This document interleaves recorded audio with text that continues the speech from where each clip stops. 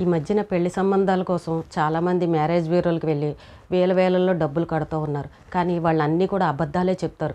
ఎన్నాళ్ళు చూసినా ఆ సంబంధం కుదర్చరు, ఏమీ మాట్లాడరు, ఏమీ చెప్పరు. చూపించిన ప్రొఫైల్స్నే పెళ్ళి అయిపోయిన వాళ్ళని మళ్ళీ చూపిస్తూ ఉన్నారు.